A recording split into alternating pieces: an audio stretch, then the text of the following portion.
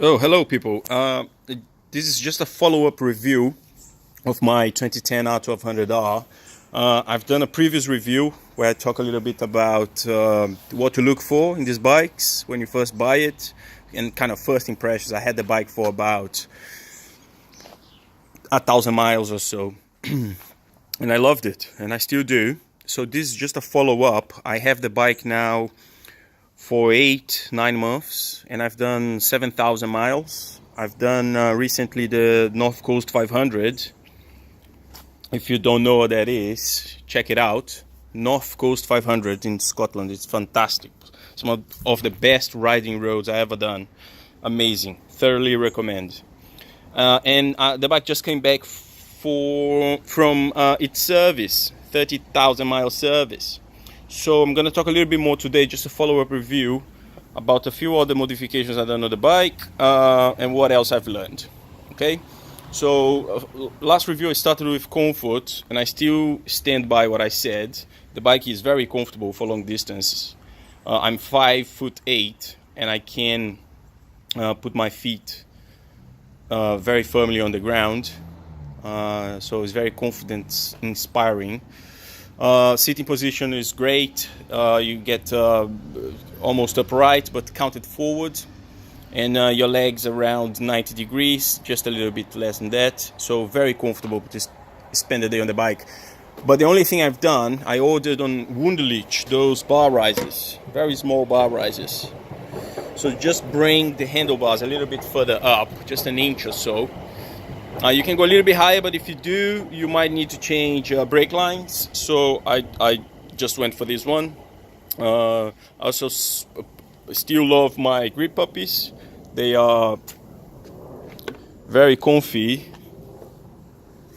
and they don't soak. So yeah, they're very good. Vibration, I talk a little bit about that. Yeah, I didn't find anything online. The bike does vibrate, the mirrors especially a bit, and I'm just learning to live with it. I might change these mirrors though. They're a bit Mickey Mousey to my taste, but they work. It's okay. Another modification I've done, I had originally the what's called the tall screen, which is a round windshield, and with this flap, and it was okay, but it looked really odd. I didn't like the looks of it. It did this kind of an average job, but I didn't like the looks of it. So I tracked it down. Some people who make these ones a little bit taller.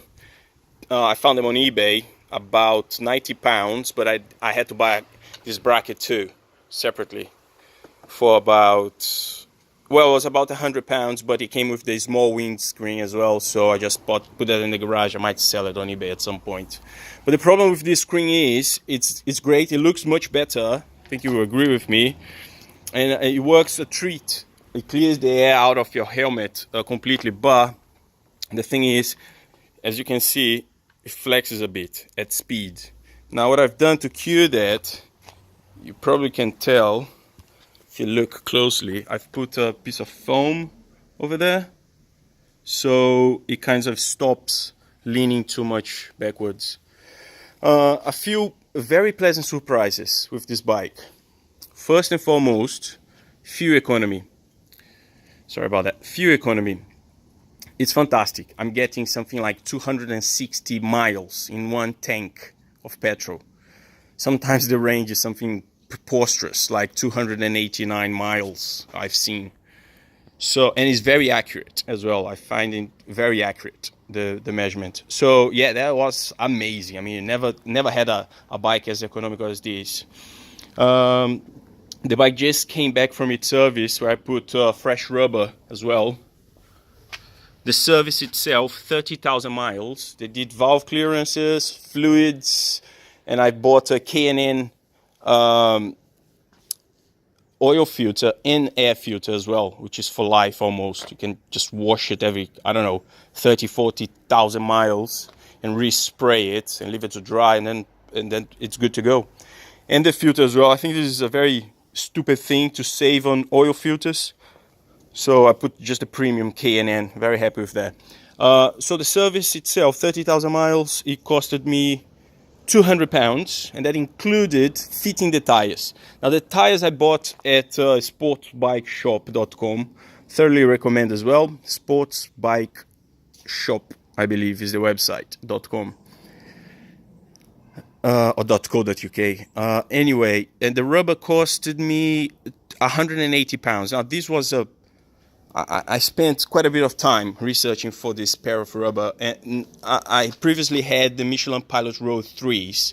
Nowadays they are the 2s, 3s, 4s, which are, you see everywhere. They're very, they have very high ratings, and the 5, which is very expensive. The 5 is, for this bike, is something like £300. The 4s are $250, the 3s are kind of $225, and the 2s like $180. So I went for the 2s, which is a great tire. Now I'm super impressed with these tires. I've done only 150 miles, but my God, they are like glue. They're fantastic. I'm just only scraping them in. You can see they are brand new. I'm just scraping them in now, but they, even the rubber, you can feel it's very sticky. You see what I mean? You can feel it's nice and sticky. I'm sure I'm forgetting a few more things I wanted to say, and the video is getting a bit long. Let me see if I can remember. Right, one more thing I wanted to talk about, which is a bit disappointing, is fueling on the bike. So if you are, let's say, 30 miles an hour, steady, third gear, the bike can be a bit jerky. You know what I mean? So you have to be clever about fueling. This is a bike for, well, if you're experienced, you will love it. If you're a new rider, I wouldn't necessarily recommend.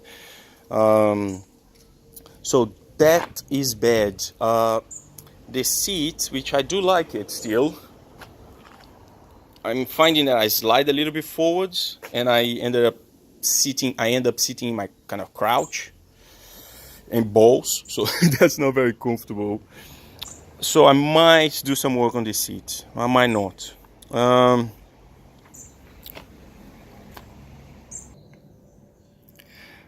And the other thing I mentioned on my first video is a recurrent problem with the filler cap.